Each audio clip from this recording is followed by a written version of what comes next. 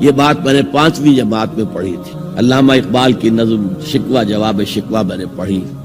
بانگ درا مجھے میرے بڑے بھائی صاحب نے بھیج دی تھی. ایک شعر تو وہ ہے بانگ درا کا جو میرے تحت الشعور میں کہیں چپک گیا تھا اور میری پوری زندگی کو اس نے ایک رخ پر ڈالا ہے. وہ زمانے میں معزز تھے مسلمان ہو کر اور تم خار ہوئے تاریک قرآن ہو. دیکھیے یہ بات صرف اقبال نے نہیں کہی. وہ داڑھی مڈا تھا, عالم تو نہیں تھا. یہی بات کہی 14ویں صدی کے مجدد اعظم شیخ الہند مولانا محمود حسن اسیر مالٹا. 4.5 سال کی اسیری کے بعد جب رہائی پا کر آئے تھے 1920 میں. اور رہائی کیوں ملی تھی کہ ٹی بی 3rd سٹیج کو پہنچ گئی تھی. انگریز ڈرتا تھا کہ اگر ہماری اسیری ہی کے اندر کہیں انتقال ہو گیا تو کہیں طوفان اٹھ جائے, لہذا چھوڑ دیا.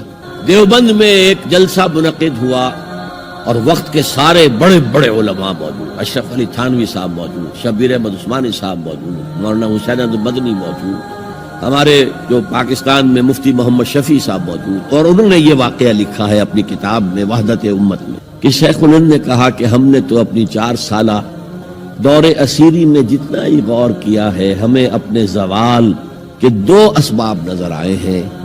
ایک ہمارا قرآن کو ترک کر دے, یہ لفظ ہے اس کے اندر, نوٹ کی. حالانکہ علماء نے قرآن کو ترک کیا ہے, لیکن اگر آپ نے کہا نہیں تو یہ صحیح نہیں ہے, کیا ہے. ان کا سارا زور فقہ پر ہے, حدیث پر ہے, زیادہ زور قرآن پر نہیں ہے. صحیح بات. کہنے والا کون ہے؟ شیخ الہند. ایک ہمارا قرآن کو ترک کر دینا اور دوسرا آپس کے اختلافات. اور مفتی شفیع صاحب نے اس کے اوپر پھر یہ گرہ لگائی کہ حضرت شیخ نے جو 2 باتیں کہی تھی حقیقت میں ایک ہی ہے. ہمارے اختلافات بھی اسی لیے کہ ہم نے قرآن کو ترک کر دیا. تو یہ ہے ایک شعر جو میرے ذہن میں چپک گیا تھا. پھر قرآن سے اللہ نے جو ایک مناسبت دی ذہنی قلبی, اللہ کا شکر ہے, اللہ کا فضل ہے. دوسرا شعر وہ ہے کہ وقت فرصت ہے کہاں, کام ابھی باقی ہے, نور توحید کا اتمام ابھی باقی ہے. پورے کرہ ارضی جب تک کہ توحید سے جلوگر نہ ہو جائے اور اسلام کا ڈنکا نہ بج جائے اس وقت تک حضور کا مشن مکمل نہیں. حضور حوالے کر کے گئے تھے امت. خطبہ حجت الوداع میں آپ نے سوال کیا الا هل بلغت, اور 1.25 لاکھ کے مجمع نے جواب دیا انا نشهد انك قد بلغت الرسالة واديت الامانة ونصحت الامة وكشفت الغمة.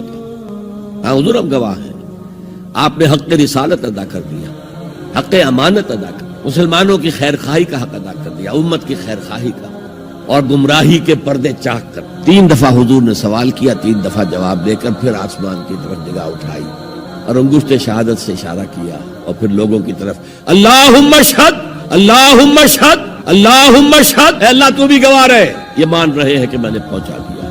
اسے میں کہا کرتا ہوں سائی آف ریلیف.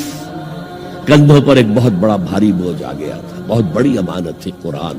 اس کے پہنچانے پر کیا کیا تکلیفیں اٹھا, پاگل کہے گئے, مجنون کہے گئے, شاعر کہے گئے, ساحر کہے گئے, مسحور کہے گئے, کیا نہیں کہا گیا. اور پھر جو مارے کھائی ہیں, جو 3 سال کی شیب بنی ہاشم کے اندر اسیری تھی جس میں کھانے پینے کی چیزیں گھاٹی میں داخل نہیں ہو سکتی تھی.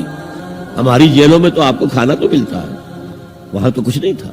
پھر طائف کا پتھراؤ یاد کیجئے, پھر مکے سے نکلنا اور 3 دن رات ایک غار میں چھپے رہنا. پھر مدینے کے اندر آپ کو معلوم ہے غزوہ بدر آ رہی ہے, اس میں 70 اگر کافر مارے گئے تو غزوہ احد میں 70 صحابہ شہید ہوئے, جن میں حضرت حمزہ بھی ہے.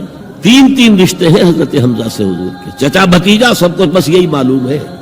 چچا بھتیجا, خالہ زاد بھائی, دودھ شریک بھائی, اور عربوں میں دودھ شریک بھائی حقیقی بھائی کے طور پر ہوتا تھا. اور ان کی لاش سامنے آئی ہے کہ ناک کاٹ لی گئی ہے, کان کاٹ لیے گئے ہیں اور پیٹ چاک کر کے کلیجہ چبایا گیا. یہ سارے بوجھ اٹھا کر اگر وہ حق تبلیغ ادا ہو گیا, اے اللہ یہ مان رہے ہیں, تو بھی گواہ رہے. اور پھر کیا کہا فَلْيُبَلِّغِ الشَّاهِدُ الْغَائِبَ, اب جو یہاں موجود ہیں ان کا فرض ہے کہ ان کو پہنچائیں جو یہاں نہیں ہے. اور یہ ابد الآباد تک کے لیے, قیامت تک کے لیے ہے. انا آخر المرسلین وانتم آخر الامم, میں آخری رسول ہوں, تم آخری امت ہو.